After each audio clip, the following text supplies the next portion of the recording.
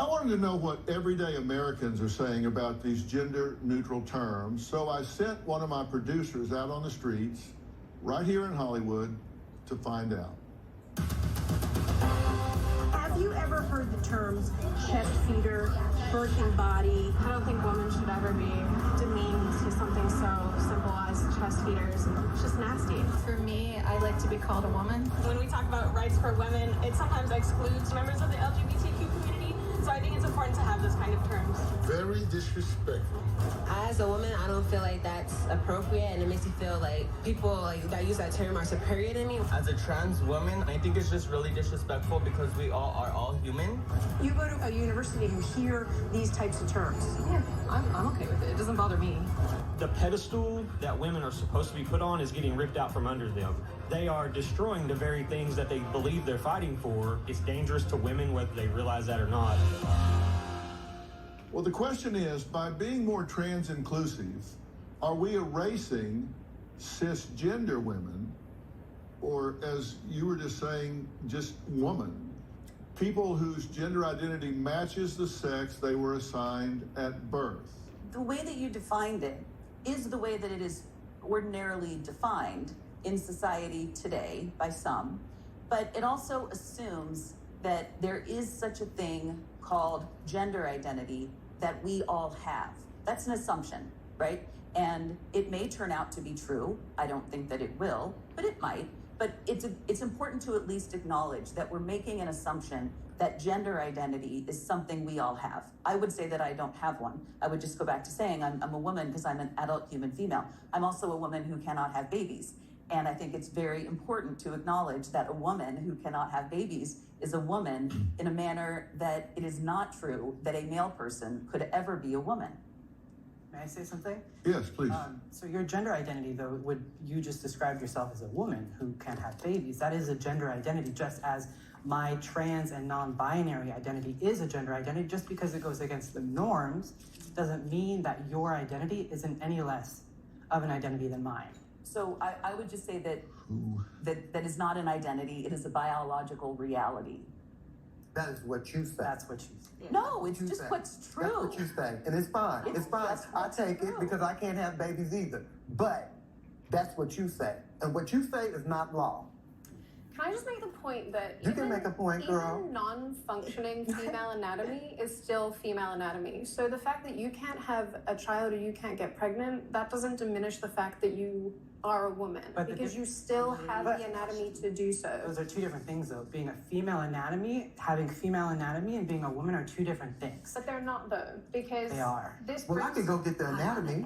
Well, what is a woman then? Why does it matter so much to have this differentiation? Why is it so important to hold on to this definition of biological feminine? Yeah, no, that's why I'm asking you. So why does it matter? Dr. Phil in earlier was talking about how the women's movement has achieved certain objectives. Women have had to fight for our rights for thousands of years all over the world and for hundreds of years in this country because we have been discriminated against and excluded from public civil society, from the educational arena, from the legal arena, from numerous arenas on the basis of sex. And many of us who support those movements are not about to turn around and pretend that sex is not a meaningful legal and physical category. So why not have another group of women join your fight and it be more force and numbers than for you to exclude us based on what you're talking about? All women are welcome to join the movement. Do you mean trans women are welcome to join the movement? I don't mean men. I mean women. So you think trans women are men? It's not a matter of opinion. We're talking about the material reality of biological sex, which is grounded in science and reality.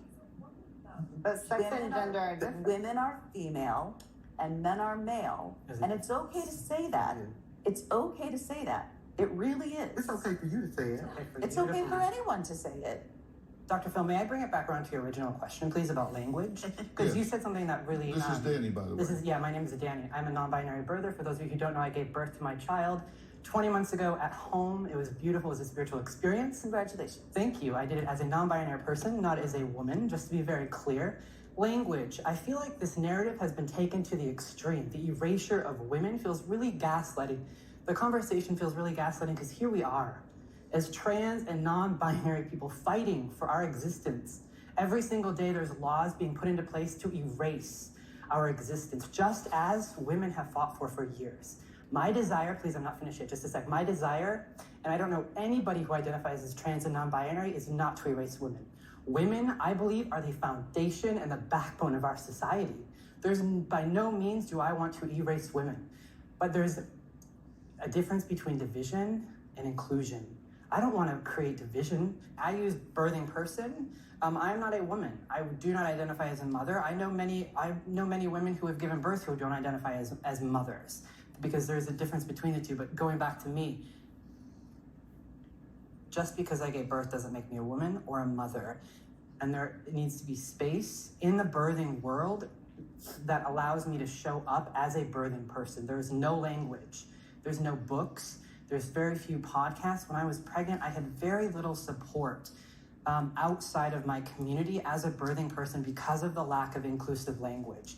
Inclusive language isn't just about language, it's about opening doors, it's about safety, it's about creating space for others. We don't want to push women out. We want to join you in your fight because we know what it feels like to be erased every single day, and I would not wish that upon anybody. So you don't want the term woman and the category of biologically defined woman to be erased? Absolutely not. And you don't want that either? Not at all. Not at all. I agree with Danny 100%. We love women. They are at the front for it. But we need to be included in this mission that they're on because we're here. Regardless of what you say my genitals are, I'm still here representing myself as the woman of trans experience that I am. I would like some clarification on when I had anything to say about your body at all. Because you just accused me of saying things about your genitalia. And you said I was a man. If you are going to accuse me, I'm not accusing you of anything, sweetheart. I'm not accusing you. What you said was that trans women, or you answered the question and said that we were men. You're roundabout. You did. That's what you did. You did. And that we couldn't be a part of what you have going on because we were men. And I will defend that. We're going to take a quick break. One of my guests wrote a book on female erasure because she says no publishing companies would bring attention to the issue. So she self-published. We'll talk to her next.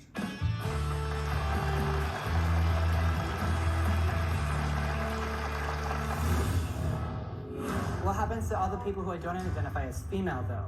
Like myself, I am not female. Born without. Give birth without being female. And you're saying that you're open to the conversation, but you're really not open. So you need to stop telling that lie. Today on my podcast, it is